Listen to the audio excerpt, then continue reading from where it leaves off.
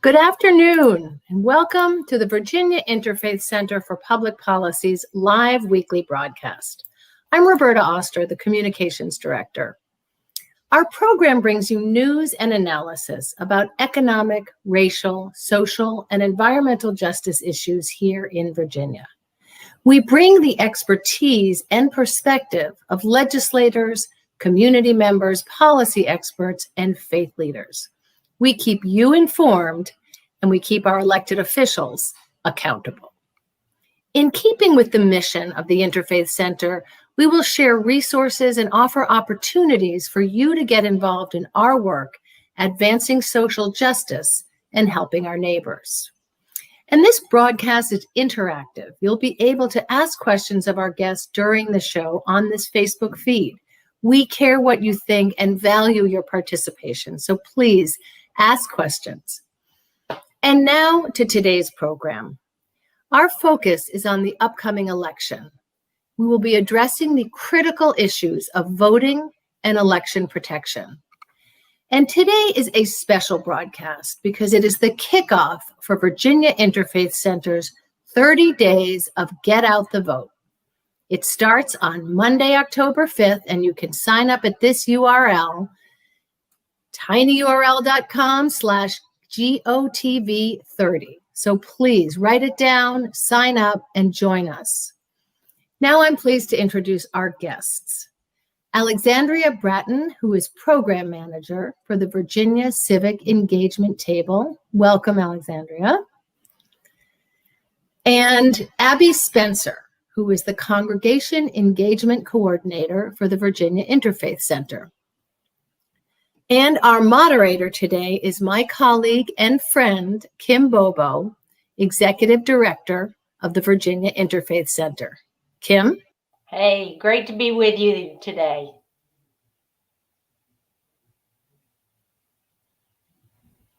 All right, so I think we are on our own here. So we're going to talk both about how we make sure each one of us is voting and gets our vote in there.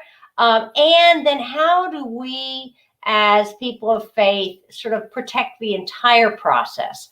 So I think the first set of questions are mostly going to go to Abby, and then I'll turn more to Alex. But Alex, you can jump in here on some of my questions to Abby as well. So Virginia has a lot of new voting laws that went into effect July 1, 2020. So what are some of the key changes and information voters can find and share in our 2020 voter guide that folks need to know about the general election? So Abby? Sure. Thank you. Thank you for having me. So as you said, they were effective July 1st. One of the main ones is the health guidelines that are now effective at the voting polls. This has become a way of life right now. So when we go to the polls, that includes we need to wear a face covering, and we need to sanitize before and after we go into the poll.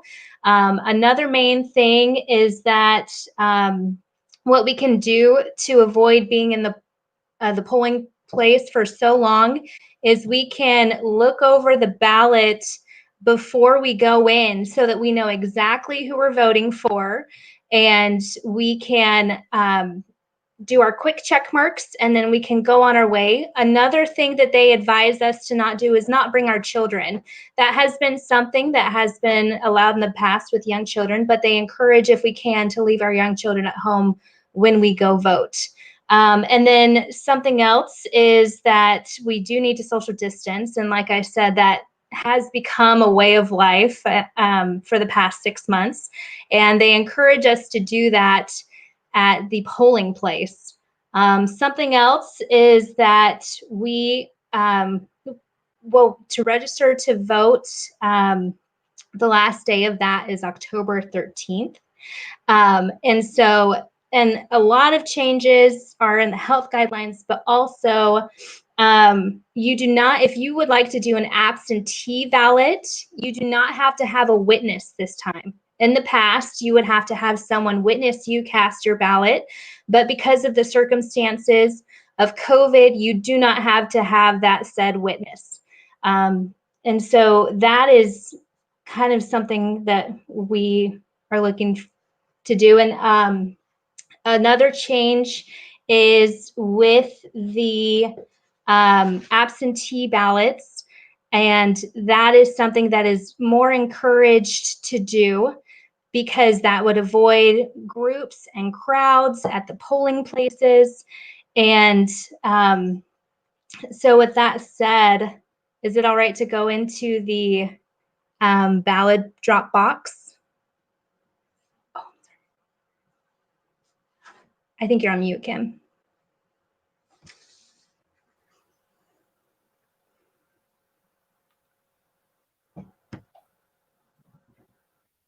Alex, can you unmute yourself? Yes. Okay, good. So Alex, how do you get an absentee ballot? Yeah, so it's super simple this year. You can either request one online, or you could go into your registrar's office and actually vote in person absentee.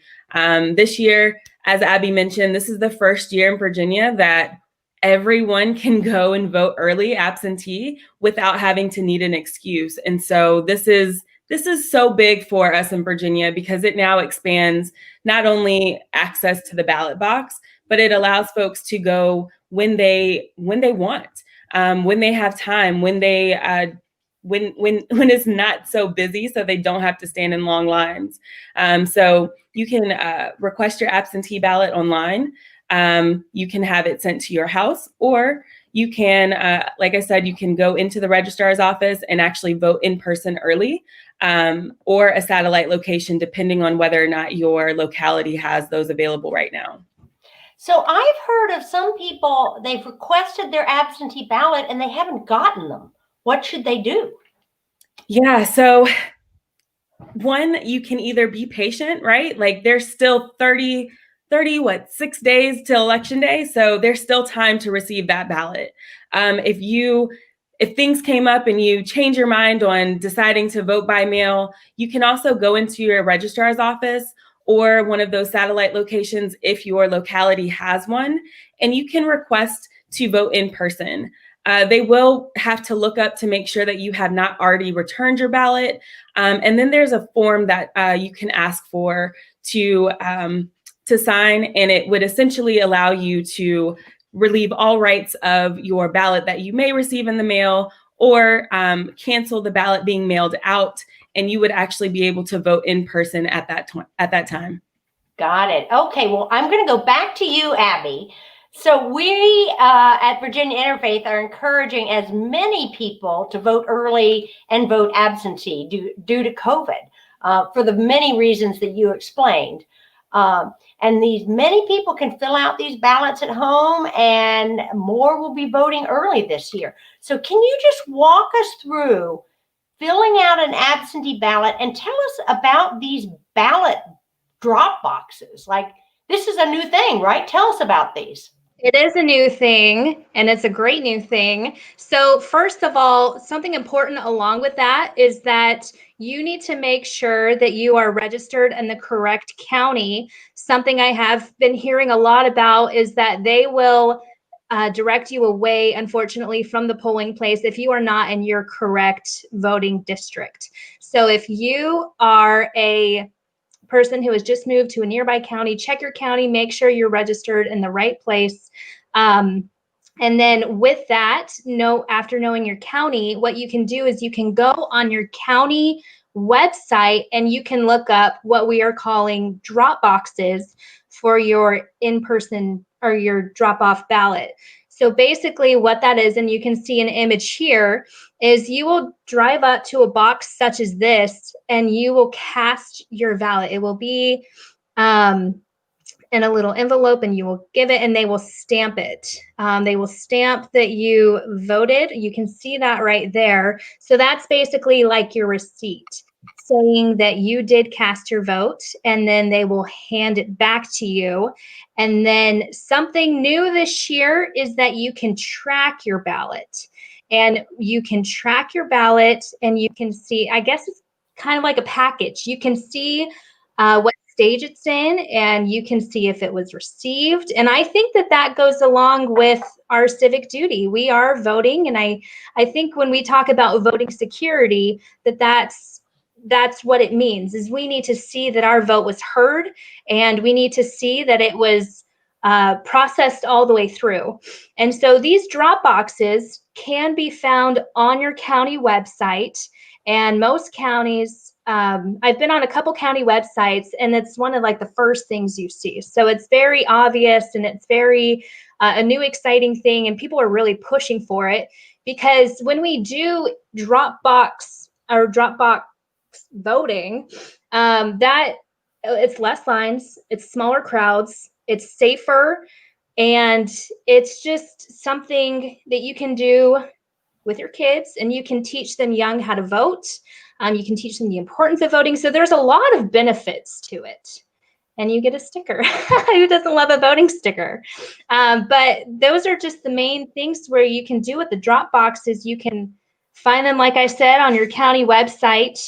And then also I don't know if this is new or not, so Kim, you might have to assist me on this, but college students, if you are in a dorm, and you can apply for voting, there's a lot of drop boxes near campuses as well. So that's something that they're also pushing for, is for putting them, if not on campus, then nearby campus. So right. And you can register from your college campus, right? That's been around for a while, but sometimes students don't recognize that they can do that. But you have to do it by, what's that deadline again? I believe that's October for the Dropbox. 13, no, to register. Oh, to register, it's the 13th. Yeah, October 13th. Yeah, it's not long at all, so we don't have very much time, which is awesome. Important.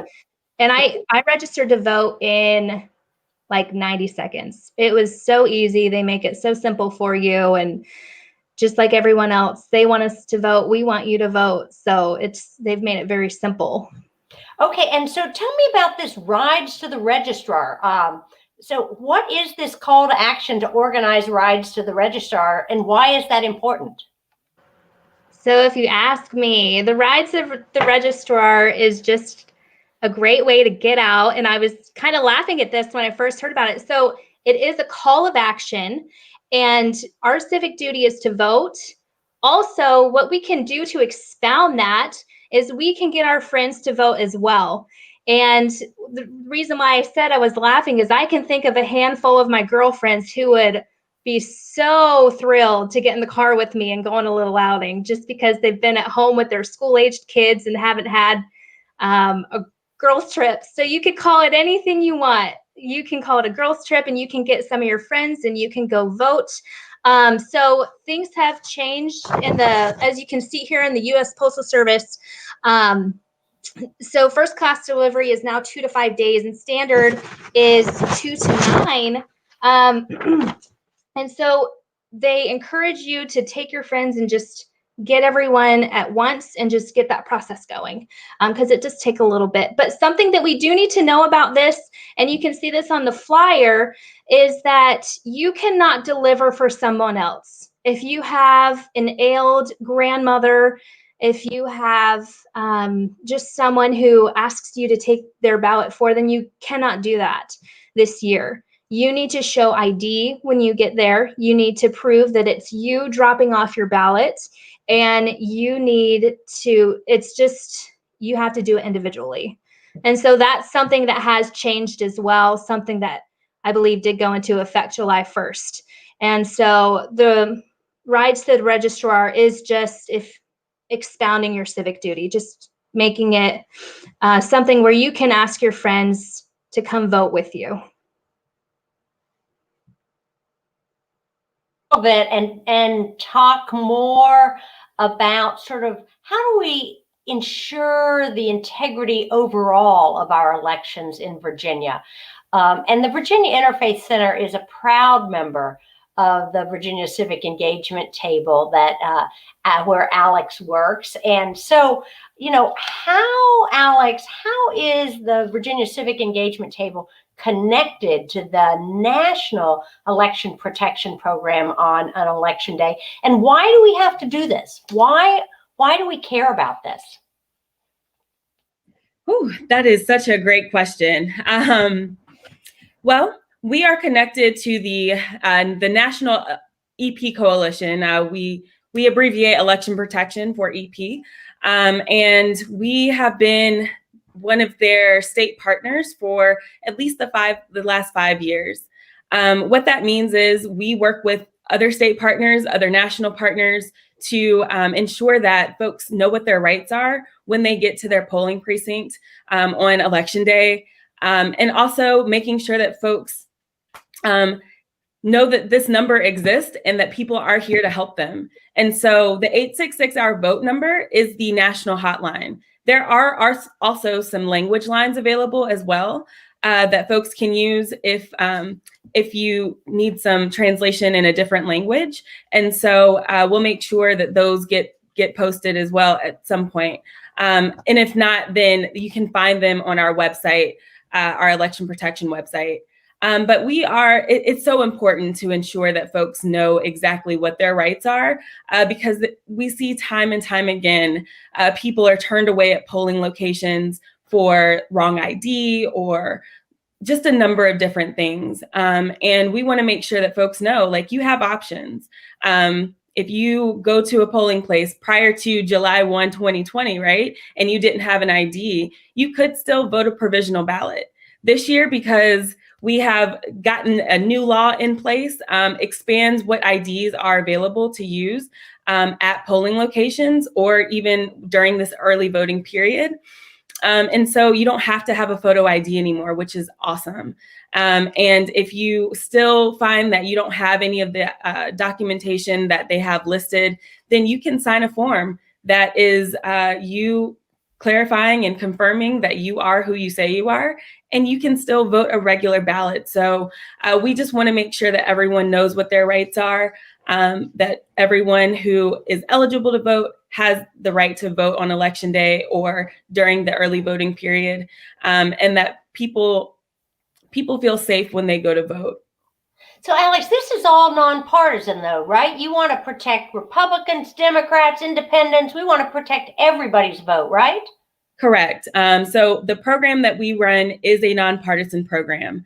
It is built that way because it is important for as many people to participate in our democracy as possible. And so that is our job. We are there to help any voter who comes to vote on Election Day or during early voting. And are you working across the state? Are you working in particular areas? Like, what's the geography that you all are working? Oh, man. So we are working across the state in 26 different counties this year. This is actually the largest program that we have run at VSET, and super excited about it.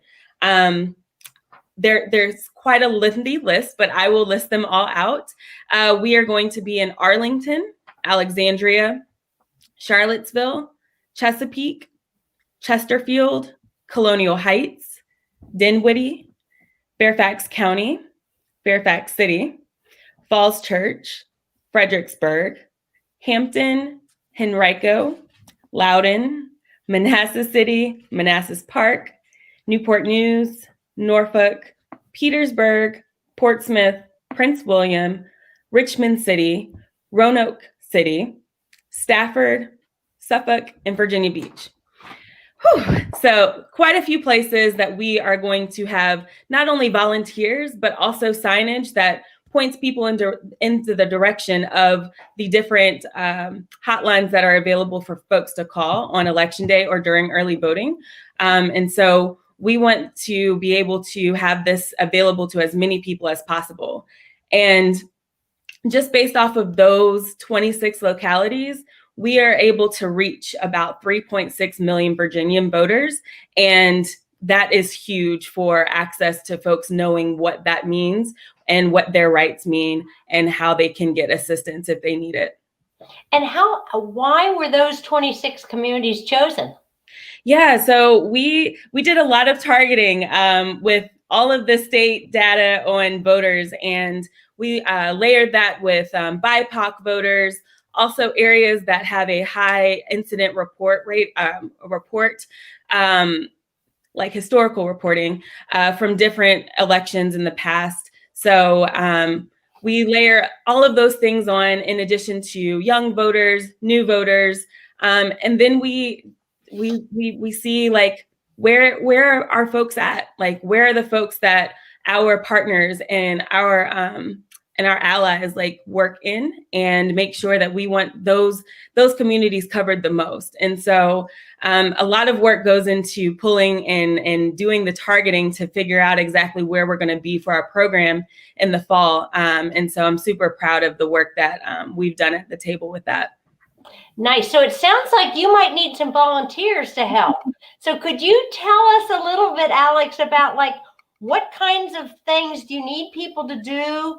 And are there like special requirements of people that you need? And how do people sign up to help?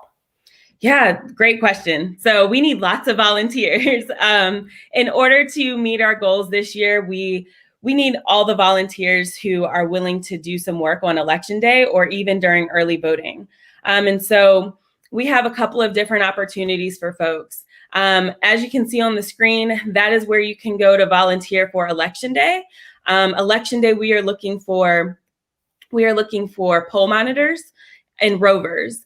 Poll monitors will be in person at polling sites to help voters one-on-one. Of course, sticking to our social distancing guidelines, and we are providing all of our volunteers with COVID PPE. And so we need lots of folks to fill those slots.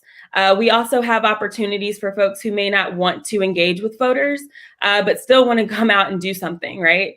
And so those are our roving positions. You would be assigned up to 4 precincts within your 4-hour shift.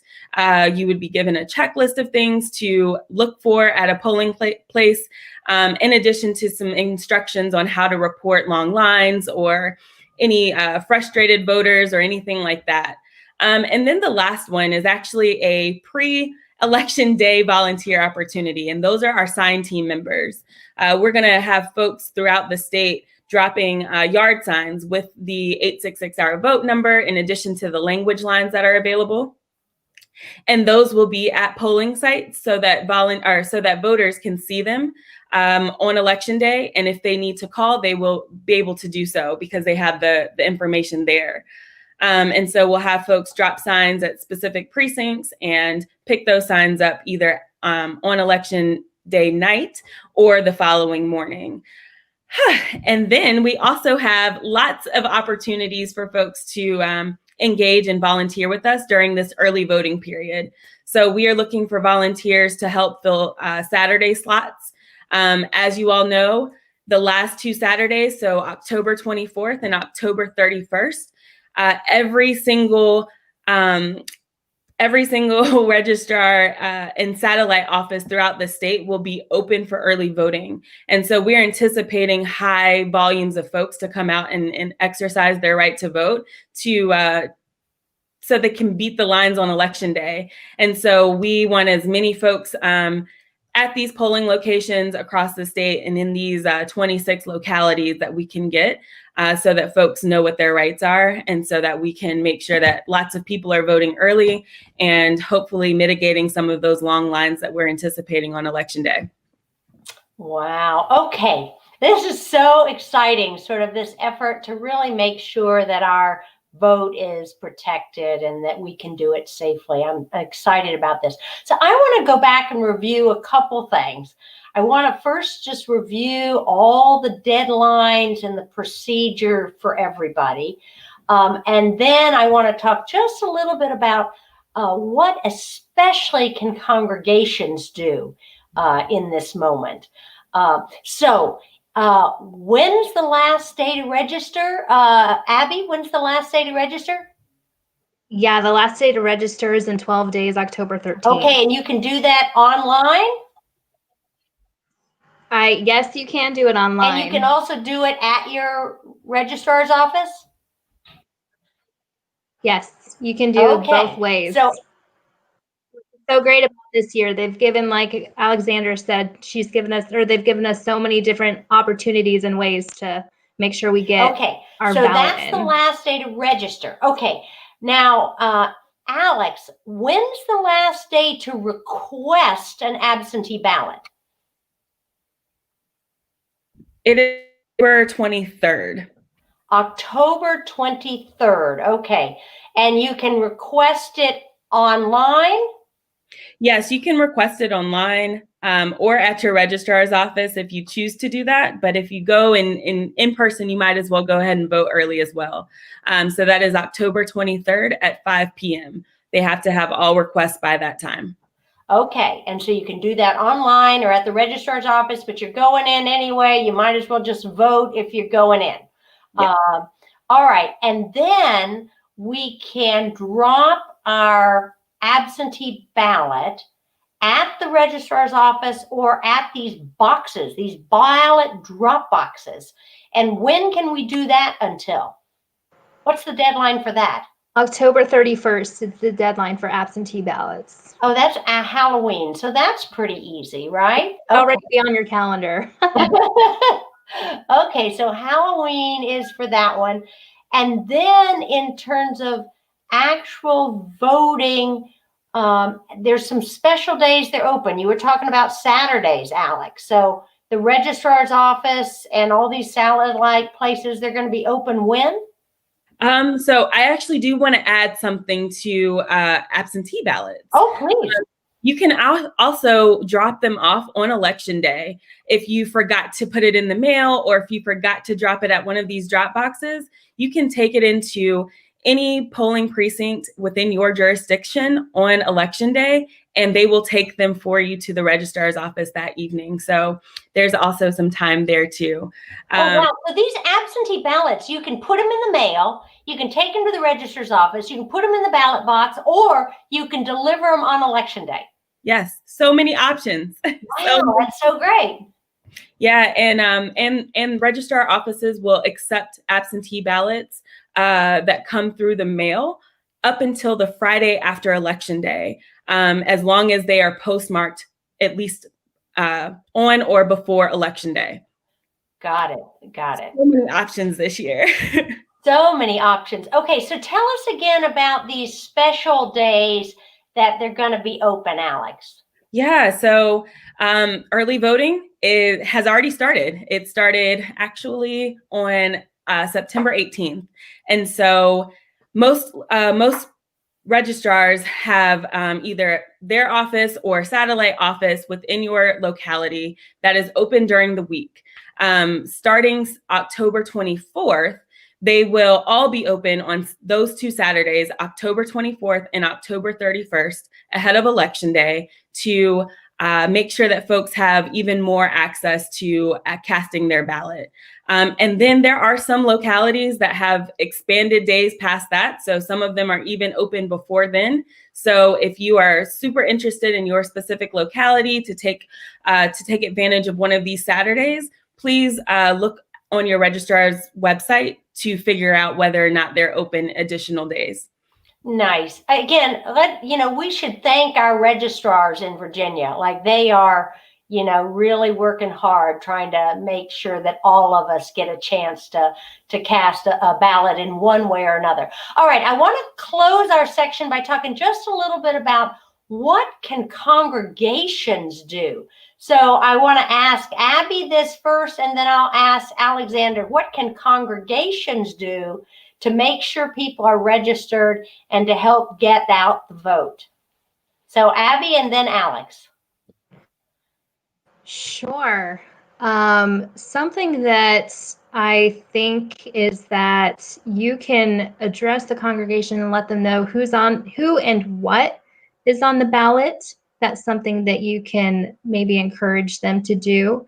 And I feel like if you know a person's passion for points of view and a person's passion for where they stand, then I think that passion is infectious. And I think that would encourage them to get out and vote And something I personally think that they can do is the ride to the registrar. Maybe they can create a weekly gathering place where that they can all come together, and who would like to go, they can get up in a church van or a church bus and maybe all go together.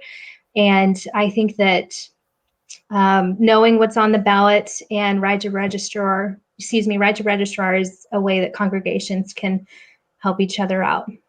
Awesome. Alex, your thoughts? Absolutely. I think those two things are super important. Voter education is probably the top thing that anybody can help someone else do with voting, because we do also have two constitutional amendments on our ballot this year. And so making sure you know what those are and what they mean is super important. I think one other thing that congregations can do is volunteering for election protection. We have so many availabilities for folks to get involved. And if you already are doing something on election day because you may be offering rides to the actual polls, right? That's also something that can be done. Then work with us on dropping signs. Work with us during early voting. There's so many opportunities to place so many volunteers, and we can use all of the help that we can get. So anything that you all would like to do in that sense, I am happy to help you there. That's awesome. And I just want to add a couple other things.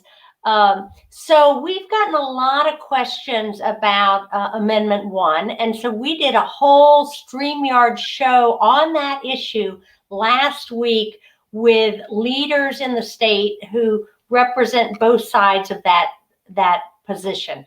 So if you have questions on it, and I've gotten a lot of questions about it, look at that show so you can make up your own mind on that. I think that's really important. We also have a voter guide that you can download that has questions, at least to think about before you're voting, and you can get that from Civic Engagement. And we're also trying to encourage in terms of people to be climate voters, that you want to vote and be a climate change voter. And so we have a pledge for climate change voters. So you can also get that at this website here, but we would love you to do that. We'd love you to download the voter guide. It's through our partner and colleagues, Virginia Interfaith Power and Light. So we'd love you to join that as well. And long term, this is an area we're going to work more in over the next few years. But to get a taste of it, people can register for our 30-day GOTV program, right, Abby? How do they do that? Oh, there you go on the show. So you can register to work with us on a 30-day program to GOTV. And long term, if you're in a congregation, find a liaison to work with us. And long term, we will help you become a more engaged congregation. And it's really about year-long engagement. So it's about making sure everybody is registered, whatever party they want to be, and everyone in faith communities should be registered, right? If we claim to be people of faith, we've been given a power that we need to use. And so we need to vote. That's part of our being people of faith, is we need to be engaged in these things. Then we've got to make sure everybody, not just register, but you got to use that ballot, right? You got to take it in the box or mail it in or do something with it, or show up on election day or before. So we've got to get people there. But then that's not enough. Once we get our people elected, we've got to work to advocate policies that bring economic, racial, social, and environmental justice into Virginia. And that's what we do year round, is engaging folks. So we want to work with you in the next 30 days, but we also want to work with you throughout the year to make Virginia the kind of commonwealth that will welcome and support all of us. So anyway, Abby and Alex, do you have any last words? You guys have been incredibly helpful. I know a lot more than I did before this, so thank you. So Abby, any last words? Yeah, I just have one more thing to add to the congregational, what can you do in a congregation? And I just think reach out to the one, because there might be some members of the congregation who are elderly who want to vote, but may not know how, or who are not tech savvy. And I think just reach out to the one and explain simply to them all the options that we talked about, and just maybe encourage them to take a ride with you and drop off their ballot with them. And I think that that's something else that we can do. And I think that it's incredible. Know your ballot, know who's on the ballot, know what's on the ballot. There are some new Virginia constitutional amendments that are going to be changed up. So cast your ballot on that. And just, I like how you brought in the religious aspect. Just make sure that everyone's voice is heard. I think that, well, she's really right on that the older generation. I was talking to somebody the other day, says, we don't use Facebook. Okay, well, if they don't use Facebook, they're not watching this show. So yeah, we do need to make sure that the folks who are less tech savvy know how to get those ballots. So very important. So Alex, last words from you. Yeah, I just think with being in the midst of a pandemic and just everything going around, the safest way to vote this year is going to be by either voting by mail or voting early. So I want to put that out there so that folks know that they have options when it comes to voting this year, and they do not have to wait until Election Day to do so. Also, if you are interested in working with us and helping protect the vote for millions of Virginians throughout the state, please sign up to volunteer with us, and we will get you trained up, get you some materials, and we will get you assigned. So please feel free to reach out. Awesome. Well, Abby, thanks for your work. And Alex, thanks so much for your leadership in the state. It's just a pleasure and honor to work with you. And thank you, listeners, for joining us. And make sure you're registered and get out the vote.